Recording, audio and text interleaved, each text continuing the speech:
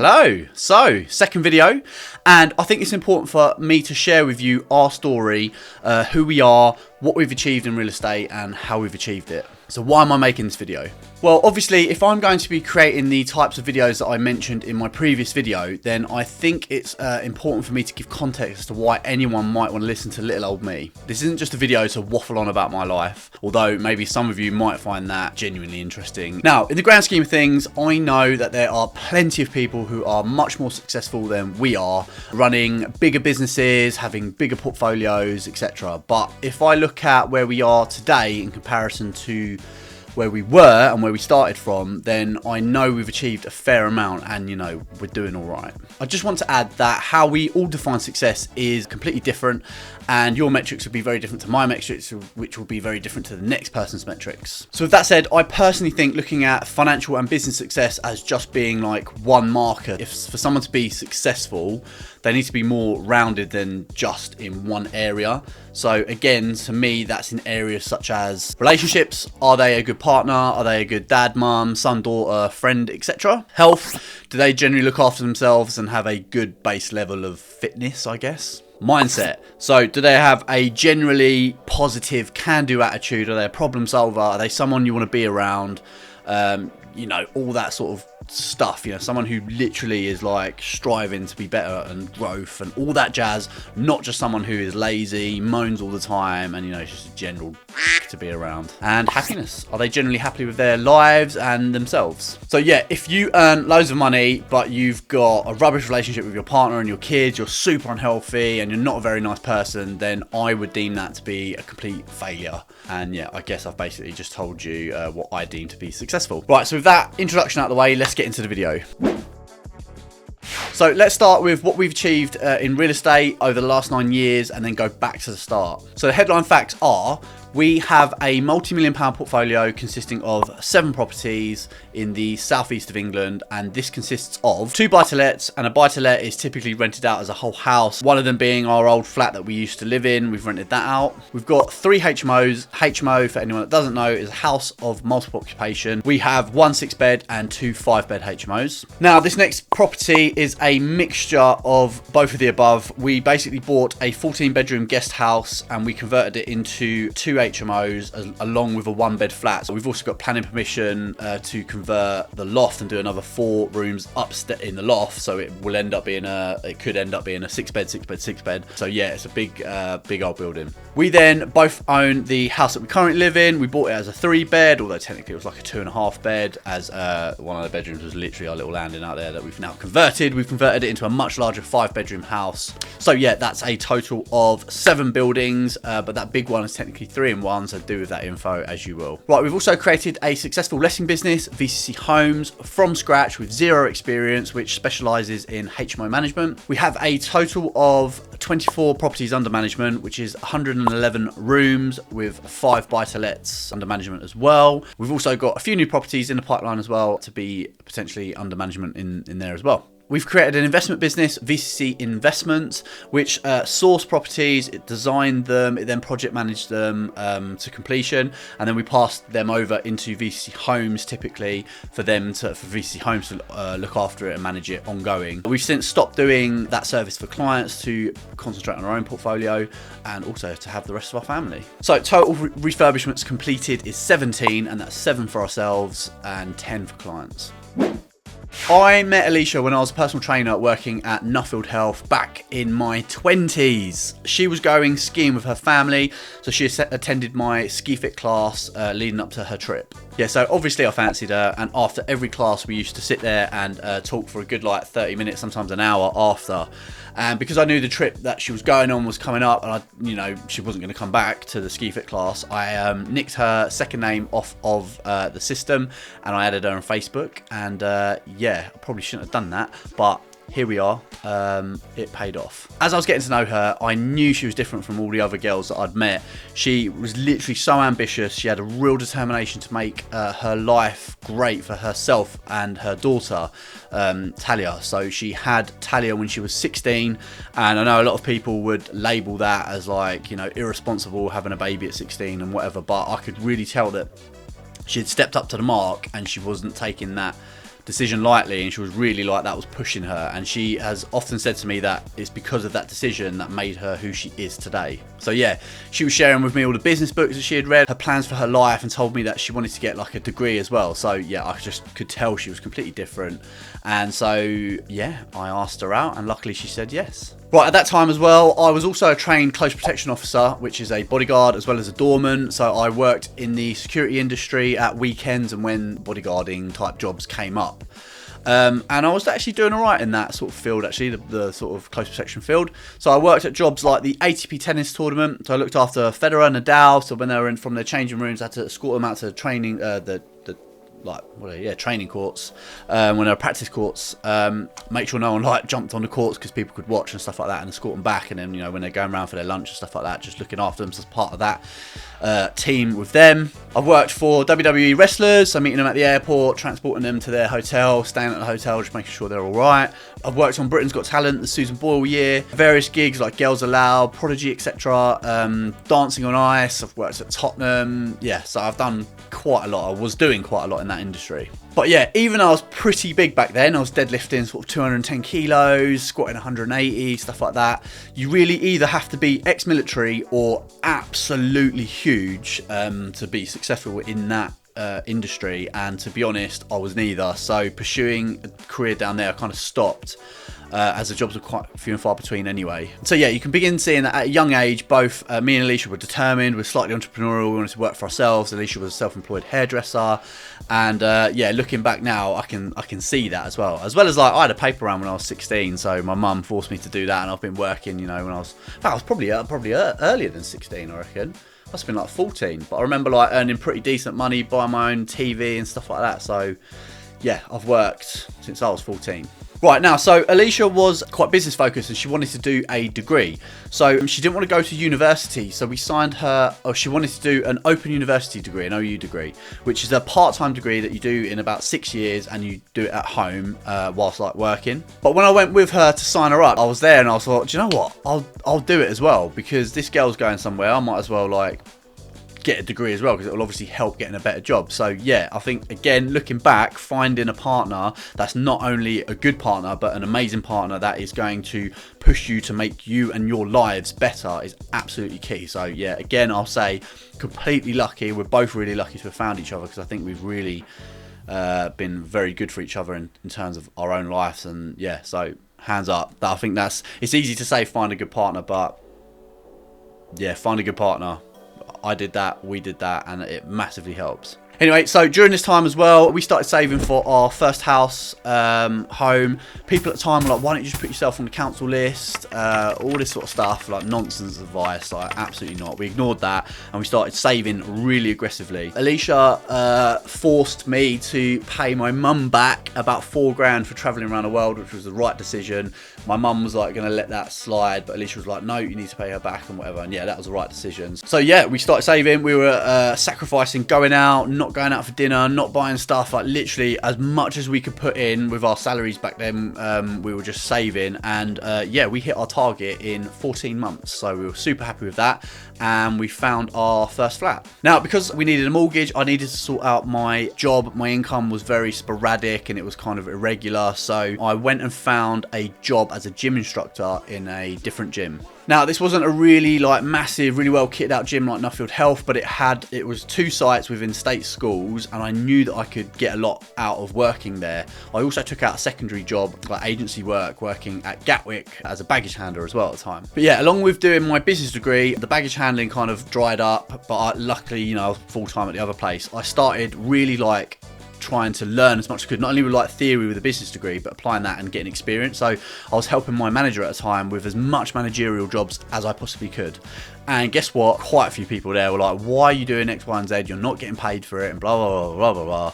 And every time I was like, because you can't take away the experience that I'm getting. So yeah, like I just got as much as I could out of that job. My first manager, she quit. I went for the job. I didn't get it. Obviously didn't have any experience or anything like that. I lost it to a completely awful manager. He was a complete blagger, and he was found out pretty quickly and sacked, which I was then made the interim leisure manager while they found a new manager. Now, I obviously applied again. I didn't get the role again, so I was pretty upset at that point, having gone through all of that. But they created a deputy manager role for me. So I was really happy that they had recognised the input that I was doing at that company. And also as a secondary bonus, the new manager that came in was absolutely like really good. So big up Matt Kipp. I doubt you're watching it, but he taught me the importance of systemization as well as proper performance management of staff. So yeah, again, learnt a lot from that company. Right, so got our flat, worked our way up at the day job, doing our degrees part-time while working in full-time, and this is when we started out in property. I think I'll also mention at this point as well, I completed my degree in 3.5 years, which was nearly at a full-time pace, even though I was working full-time, as well as having our first child together, Rocco, my son, making it 2 kids. I would have done it in 3 years, but when we moved into the flat, I completely forgot to enroll in a course. I had to take a 6-month break. And yeah, Alicia massively helped me through that first year. Without Alicia, I wouldn't have done it. The first year I would have flunked out. I wasn't academic. She massively helped me. And she should have got a first herself, but we both ended up getting a 2-1. Both business degrees. She's got hers with Spanish as well. Right, so that's a general sort of life story, and that leads us up to starting out in real estate. So now let's discuss our real estate journey. At the time I was working for the rubbish manager at the gym, Alicia was also working for an equally rubbish manager. She was working in a special needs department at a school, and one day I received an email for a 1-day property course nearby. So we were both interested in the event. We knew we wanted to work for ourselves, and we actually wanted to get into property. We used to watch Homes Under Hammer quite a lot, but yeah, we didn't know how. So yeah, we were completely up for going to this course. Now we were young, didn't have a clue back then, and at the course they were using like NLP, which is neuro linguistic programming, to sell. So they were doing a spiel on taking action, and the speaker was like, "Who wants this book?" He was standing at the front, and everyone was like, "Yeah, we want the book." And then he was like, "Yeah, but who wants the book?" And everyone was like, yeah, we want the book. But then he was like, no, you've got to take action to have this book or whatever. And then I saw out of the corner of my eye this guy like getting up a little bit and then hesitating. So I bolted up to the front and grabbed the book. The guy was like, yes, that's it. That's exactly what I'm talking about, and blah, blah, blah, blah. As an aside note, that book was Rich Dad Poor Dad, and if you haven't read that book, you absolutely need to. It's one of the first, if not the first, personal development book that I ever read. And it completely changed my thinking since that day. Also, just to make a point on personal development as a whole, since reading that book, year on year, I have read or listened to like either physical books or on Audible, literally hundreds and hundreds of like more personal development books. And I can hand on heart say that it's been a huge part of my success personally. So if you're not currently reading personal development books, you absolutely must start doing it. Links in the description. Anyway, so they use the same tactic to sell their 4-day course. They were like, oh, we've only got 5 slots at this £1,000 whatever. So Alicia like ran to the back this time, signed us up. It was £1,000 for 4 days. That was all our savings gone. And I was like, Jesus, like, what have we done? That's loads of money, and we don't even know anything about the company. Do you know what? Alicia's not here right now, but I'm gonna stop telling this part of the story, and I'm gonna get her on the footage, because I think it'd be quite good to get her here. So we've got all the kids at home today, but when she comes back in a bit, I will grab her and I'll tell the story with Alicia. Okay, it's got Alicia. So I was just talking about the Tigrant course, and when researching, we bought. Alicia paid for the course. We went home. I started researching about it. There was some really bad reviews. But through that research, I found Progressive Property. But yeah, the actual course that we went on, it was Tigrant at the time. I don't know what they're called now. Full of NLP. They were like getting people to increase, like you had to call up your credit card company and increase your credit limit so that they could sell you like a £30,000 course package and whatever, wasn't it? It was a bit shady. But there were some really good things that we learned from that. One of the main things that we learned was that if the deal's right, the money will come. And it was just your basics on property investing and stuff like that. And there was like that, what's that Rich Dad Poor Dad game? Cash flow. So we played the board game, and that was quite cool. So there was some like good stuff out of it, to be fair. £1,000 for 4 days for both of us was like really good value. But yeah, it wasn't really the right course. I think then we also dropped £4,000 on credit. I think it's like the first credit card we got, put £4,000 on Progressive's 4-day masterclass as well. So we were like £5,000 deep at that point then, pretty early on. Now, while we were doing all of that, I think it was like your dad, wasn't it? He was like really sort of saying, oh, you're getting ripped off. Are you sure that's good? Like, what was he saying? Like, he just thought it was a lot of money to be spending on courses that he just didn't know whether it was worthwhile. Yeah, mugged off. it was more money than we'd ever spent, apart from things like buying a house or buying a car. We'd never spent that kind of money before, so I think he was just worried that we were being ripped off. But So you took your mum on a little progressive one-day course. Yeah. So to kind of like show that it wasn't a scam or anything, I said to my mum, look, why don't you come on a one-day course with me? So I took her all the way up to Peterborough, and we did a day's course with Progressive, and she came away from it and she was like, oh no, I see why you like this company and that they're not scamming, and actually what they're saying makes a lot of sense. So it was worthwhile going to, really. So did the training, and then we went out and we started looking for properties, and Alicia found our first deal, and it was unmortgageable. It had no kitchen, no bathrooms and stuff, and I was literally saying to Alicia, where are we going to find the money from, because we've only got like a tiny amount of equity. And Alicia kept going, if the deal's right, the money will come. And so, we thought we would then raise the finance somehow. We weren't really sure, but we run the numbers through the spreadsheet that we were given. And we wanted Alicia's mum to check it over because she's a whiz with figures and stuff like that. And so I'll let you tell the rest of that part of the story. Just my mum's really clever. So I just wanted her to check over the spreadsheet that we'd done, just to make sure that I wasn't missing something or that I wasn't being over optimistic or anything like that. I asked her to look past it and, look over it, and she was like, yeah, it looks secure, like it looks fine, and actually looks a really good deal. So she was like, oh, your dad and I have actually got some money, like, would you be willing to go like into this together? And I was like, yeah. I didn't know that they had that amount of money. I mean, I knew that my dad had retired and received a lump sum, but I didn't know that they had access to more than that. That was the start of it, really. So we ended up buying that property cash. We did a refurb throughout. I think we bought it 200 grand cash, 19 refurb. Something like that, yeah. It was a long time ago. And then it was valued at like 250, something like that. So essentially, though, we managed to pull out most of the money. So I think that really sort of proved to Alicia's parents that we were like onto something good and that the training and stuff was legit. So we then went on to do our first HMO with them, which was our second property. We also went on to do our first ever mastermind program, which was completely awful, and we were missold. It turned into like a big court case, and we managed to get a refund. So that was a very early lesson on doing proper due diligence, just in general, I guess. This got it the wrong way around. We started doing the mentorship program at the same time that we bought our first property, because we were pregnant with, I was pregnant with Rocco, our son. So the day that, I think a couple of days before tenants moved into that property, I was like 2 weeks from my due date or something. So I was cleaning the house whilst being like 9 months pregnant. But this mentorship program was the same time, because I remember taking our labour bag, because it was up in Slough, which was about an hour away from us. And I remember taking my labour bag with us just in case we went into labour, because it was like all, at the same time. I'm going up there. Also, early on, we started really struggling working together, because we were and are complete opposites. I was getting frustrated, why are you not doing that, why, and vice versa, and it was just a bit of a nightmare. Until I think it was Rob Moore from Progressive kind of helped us a little bit, gave us some advice, and I don't know how we stumbled upon it, but it was wealth dynamics. Actually, it was on that first mastermind, wasn't it? Stumbled across wealth dynamics, did that test, and it kind of really opened our eyes to working well together with each other, didn't it, really? Did a few courses with wealth dynamics as well and stuff, and bought the books and stuff. So I highly recommend wealth dynamics. Probably did a little video on that, actually, to be fair.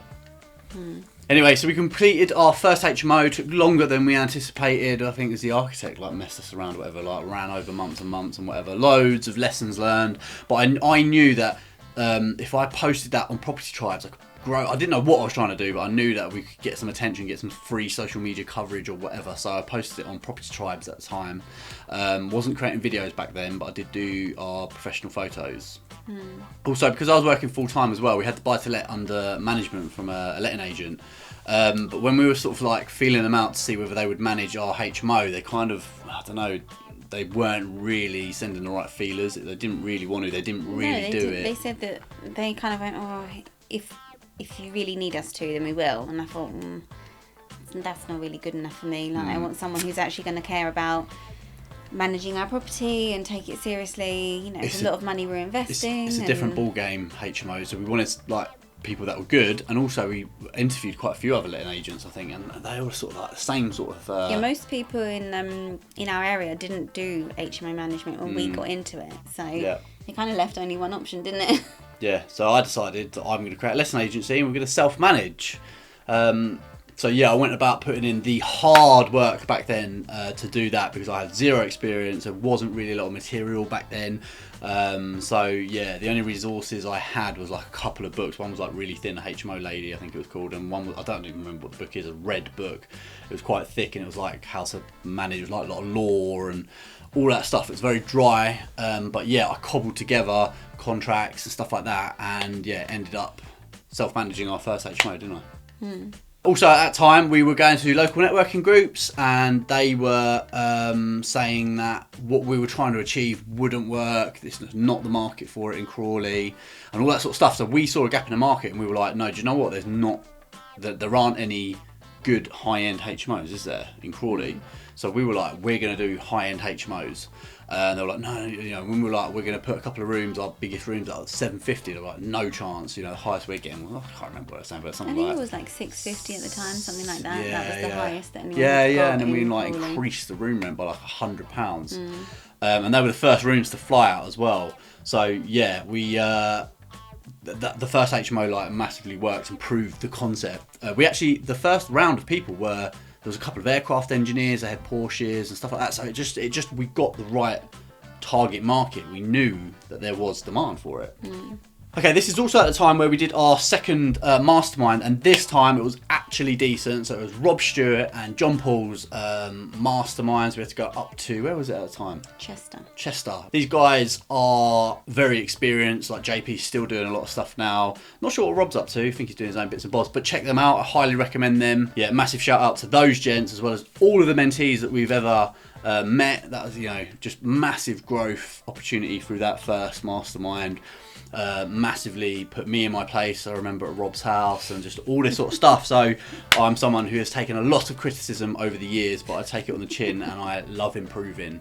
So yeah, that was really good. I think it was around here as well that I'd gotten everything I could out of the deputy manager role. So because I knew we were building these businesses, the degree was done. Actually, I had my degree, which allowed me to get a job in sales. So you had to have like a degree, didn't you?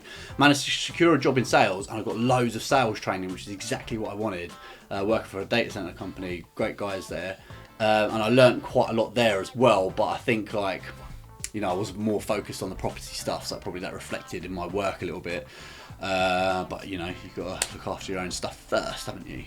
And that was also my last employed job. So yeah, also we then went on to do our third property, second HMO, and this time I started making videos about it, and that is when we started to blow up. So we were doing the mastermind. I was given the advice, and it was great advice, I think, to get a £15,000 loan out. It was 3%, and they were like, you're never going to get money cheap as that again, and they were right.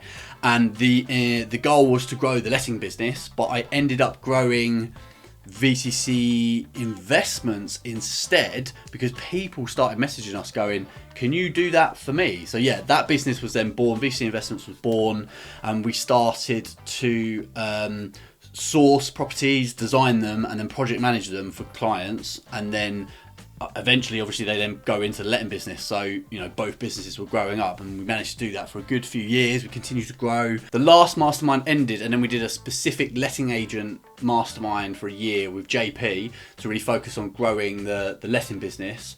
And yeah, throughout all that time, we had made just about enough money to like buy another HMO with some business partners, so we did. So we were absolutely skint all of that time, because we literally reinvested like absolutely everything that we had back into property. And yeah, I think at one point we had 8 projects on. Was it over Christmas or something like that? 8 projects on at the same time. So that was like our busiest period. It's almost like half the amount of refurbs that we've ever done at one time. But we had 2 sets of builders at that time. Yeah, we just had a lot on, didn't we? I think you quit your job around then as well. Yeah, I quit my job, I think it was 13th of March 2018, because it was on Talia's birthday that was my last day. Yeah, and I forgot to say, when I took out that £15,000 loan, I quit my job at that point as well, which we documented on something called VCC Vlog, which I used to do a vlog about like all that sort of stuff. So it's kind of cool for us to look back as a family and looking at the kids, how young they were and stuff. But yeah, forgot about that. Yeah, we had to live off that money, so that's quite funny looking at my mum's reaction there. I might put that in or something. We got 8 months to live until the money runs out, and I finished. My last day was Thursday. Here we go. What do you think, Mum? No, I don't think it's a good idea at all. No, but you do need to remember. They'll be moving in here now. February. Could be moving in here, yeah. Thank you. Right, and then COVID hit around then, didn't it? So a couple of projects got held up with COVID. We're kind of at the tail end of that. But I think like the main thing was that looking back now, I realised how I was completely burned out from lettings. I'd made myself so available to tenants, and because we had done the refurbs, like any issues, I was like really taking it like personally, and I don't know, like back then I wasn't like lettings, what's the word, like thick-skinned. So I took everything personally, like all these rubbish comments that, you know, I'm literally going above and beyond, and then it's just not good enough for people and whatever. But you know, that's life now, I've learned. So yeah, that just like really mentally drained me, and yeah, it took my toll. So I had to furlough myself, and I just said, well, Alicia started running it really, and I just went AWOL for a bit. But we also did our first hire at that point as well. So I'd been like putting in all the operations, creating all the operations manuals, the systems and all that sort of stuff, ready to hire. We were going to hire external people and stuff like that, and then it just so happened that my sister was quitting or finishing her job or looking for another job, and she was like, oh, I'm interested or whatever, and I thought she would be good and whatever. So we got her on, and just in the nick of time, because obviously COVID hit, then we had to furlough everyone, and then she wasn't qualified, was she, or whatever, to hit that. We hadn't processed her first payroll in time. There was like a cut-off point with the government. I think it was like the 28th of February, and we didn't employ her until the 1st of March or something like that. And so she hadn't completed a payroll with us before COVID happened. And then the government moved the boundary, I think it was then to like the 20-something of March, and it just so happened that our accountant had done her first payroll early. Like, she never did this before, this one time she did, and that then meant that Oli's sister Mel fell into that period.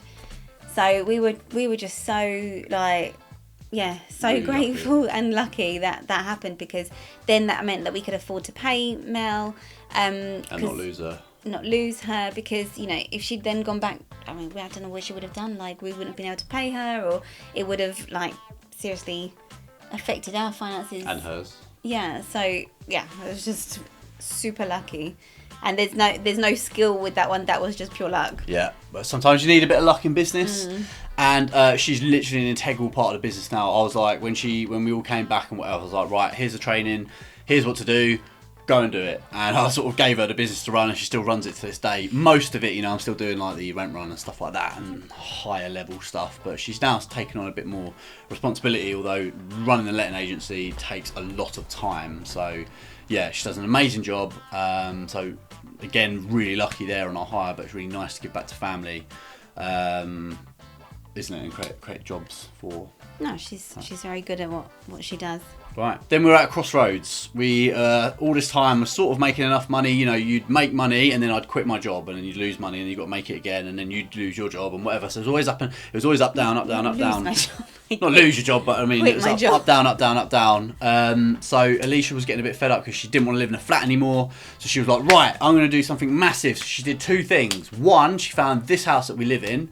And the second thing was she found a massive deal to pay for it. So she found a 14-bedroom guest house with the plan to convert it into a 6 and a 6-bed HMO, so 3 HMOs and a 1-bed flat. And she brokered a fantastic deal where... Do you want to explain it? Well, so long story short, I went on the kind of... rewind. We bought this house, and we could just about afford this house in the condition that it was in. And this house was like a 2.5 bed, and it was really old decor, like really needed renovation. like Rocco's bedroom was like all it could fit was like a bed.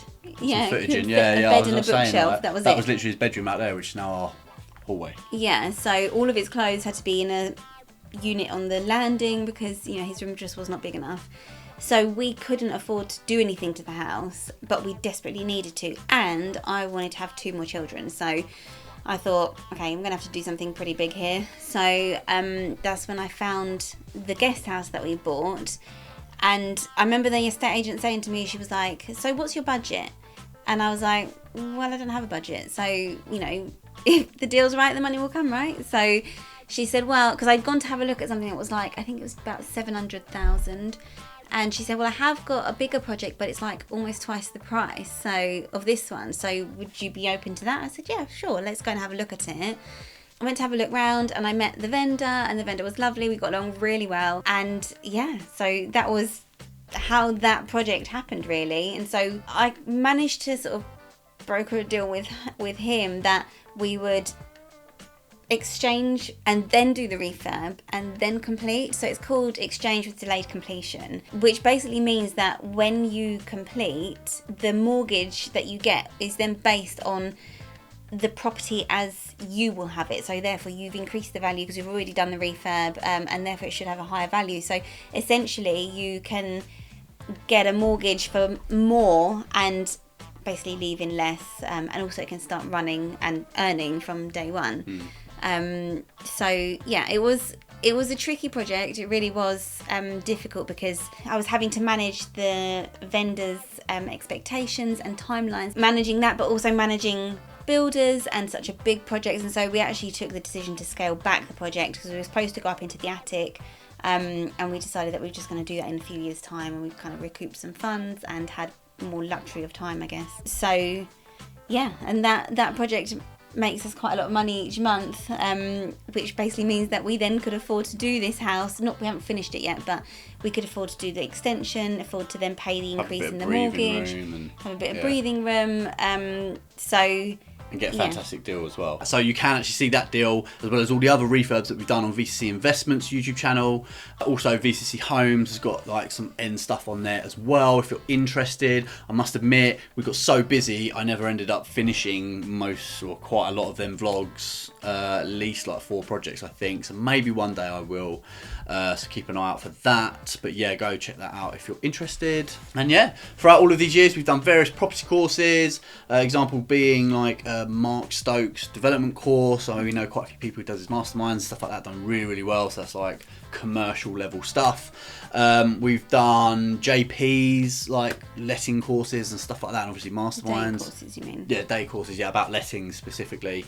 And then also like a project management course with, what's that, NRBC or whatever? Yeah, we went up to Swindon. Just like little things like that, you know, wealth dynamics and all that sort of jazz. So, you know, I often go to the like Ideal Home exhibitions and grand designs and all that sort of stuff every year, well most years, because I like to keep abreast of what might be changing in the industry, in interior design, in landscaping and all that sort of stuff. So yeah, we're always kind of keeping, you know, abreast of what's going on. In terms of lettings as well, I'm ALA accredited as well. So, you know, I've done all my exams, passed that every year to the amount of CPD points and stuff like that. So yeah, we've kind of done everything wrong because you should probably build cash flow first and then wealth, and we've built wealth first. So it's been a massive slog, but I'm sure in the long run it's going to pay off. But that is our property journey. We've done loads of personal development, loads of courses, taken action, believed in ourselves, all of that cheesy jazz, but it's true, right? And now we live in quite a big house. Yeah, it's not finished, you know, doing all right. We're doing all right. So that's our story. Thanks for jumping on. Kids have probably like drawn on everything downstairs and killed each other downstairs, but I think it's worth it. So this is Alicia, everyone. I probably did. I don't know. You haven't introduced, but I've spoken about you a lot. Right, I'm going to finish up this video. Okay, so that's it. That's our story to date. Over the past decade, we've built all this up. We've been on loads of different courses, mentorships, read tons of personal development books. I'd probably imagine like another degree or two's worth. Our portfolio and letting business is currently ticking along really nicely. VC Investments still has one ongoing project, which I've just been to this morning, But yeah, that's massively overrun, and that's another story for a different video. Alicia's on maternity leave, and we've just had 2 girls, 18 months apart, completing our family of 6. Now, this year, I've been taking the opportunity to delve into the world of online businesses and YouTube and all that good stuff, because to be honest, I've sort of realised that I actually really like doing this stuff. I love it. And yeah, unpopular opinion, but I personally think property is pretty boring. So this is all fun to me, and yeah, I want to sort of see if we can go down this path. So one thing I started earlier on this year, like back in March or something like that, was a faceless YouTube channel, and a shameless plug. I'm going to put it on now. Explorable. Please give it a subscribe. I need to get to 1,000 subscribers. I've got the watch hours, but yeah, again, that's a video for another time. So that's it. If you want to ask us any questions, please leave us a comment down below. I'll literally do my best to get back to you if you do. And God, if you've watched it this far, then please subscribe if you haven't already. And that's it. So thanks for watching, and I'll see you in the next video.